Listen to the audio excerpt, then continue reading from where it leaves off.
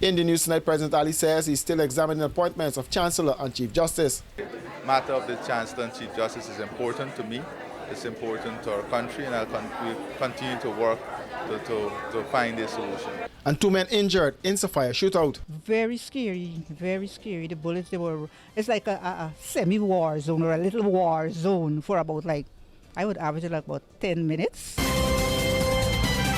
President Finale said he's still examining the matter, confirming the country's top 2 judicial officers, despite receiving support from the political opposition for their substantive appointments. Speaking to reporters on the sidelines of the swearing-in ceremony for 5 new judges of appeal, Ali called the appointments of the Chancellor and Chief Justice important, but offered no timeline for a decision. The Constitution provides how the Chancellor and the Chief Justice are appointed.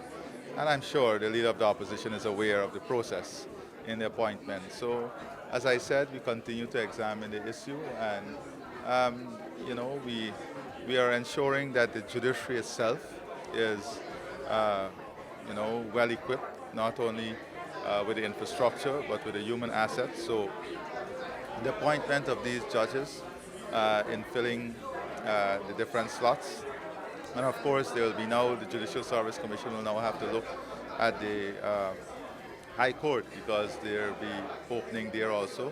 So all of this is in the process. I don't look at the judiciary in isolation of its entirety. So I will continue to do that. And of course, the matter of the Chancellor and Chief Justice is important to me. It's important to our country, and we'll continue to work to find a solution. Since 2017, Justice Janet Cummins and Roxanne George have acted as Chancellor and Chief Justice. According to Norton, under Article 127(1) of the Constitution, he agrees with the appointments of Cummins and George as Chancellor and Chief Justice. Norton's stance has been echoed by other political figures, including Nigel Hughes, leader of the Alliance for Change, who emphasized the need for swift action to address the long-standing issue.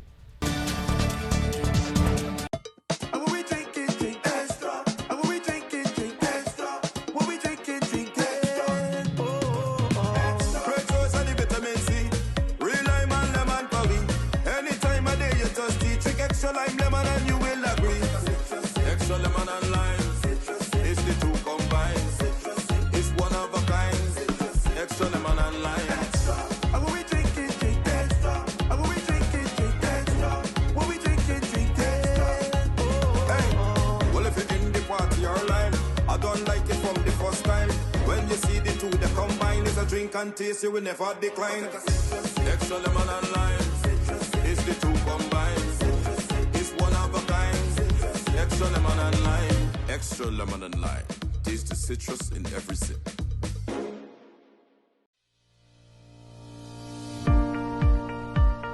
One of the things that would distinguish us from the other guys is our advancement in technology when it comes to security. We've been able to actually go ahead and provide home security service, and drone service, among the other service that would have significantly contributed to securing society as a whole.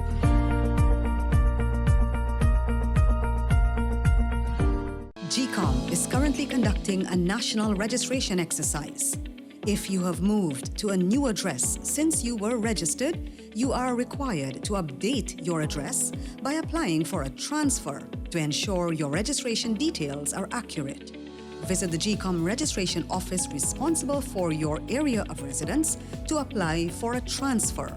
You can apply to have your address updated during this national registration exercise.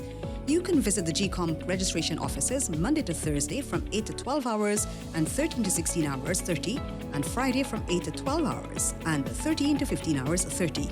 The offices will be closed on weekends and holidays. This registration exercise will end on May 30, 2025. For more information, contact the GCOM on 225-027729 or visit www.gcom.org.gy. Running late and can't wait to the gate? We got you. The Guyana Public Service Cooperative Credit Union Limited has introduced a fast and easier way to make payments to your accounts through the GT&T mobile money services. Here's how. Click on the MMG app. Under Services, select Pay Bills. When you are there, look for the financial institution option.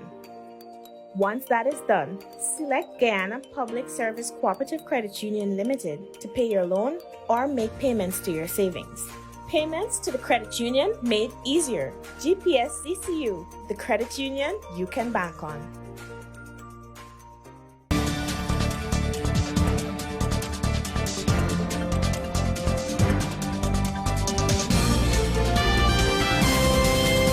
Two men were hospitalized Tuesday night with gunshot wounds following an alleged exchange of gunfire in Sophia, police said.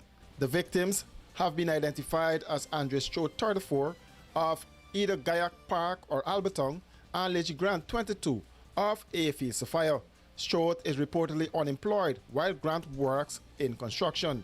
According to a statement from the police, the incident occurred just after 21 hours when the two men were traveling on motorcycles and came under fire from two masked suspects dressed in dark clothing. The attackers were also on motorcycles. The injured men said they jumped off their motorcycles and ran behind a truck which was parked on the parapet, as the suspects on motorcycles also fled the scene. 34-year-old Stroh was shot in his right side lower back, while Grant was shot in his right side upper back.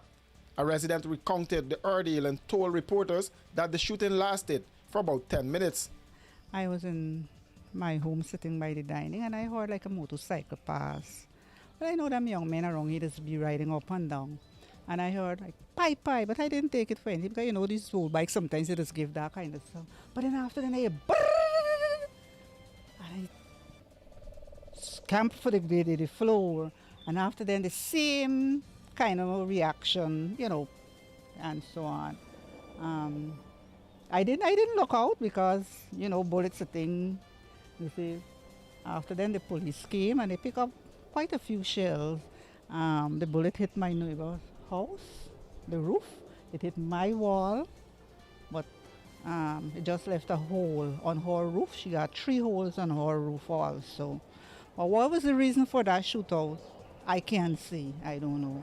Very scary, very scary. The bullets, it's like a semi-war zone or a little war zone for about like, I would average it like about 10 minutes, you know, how the rapid fire, it was like a little war zone.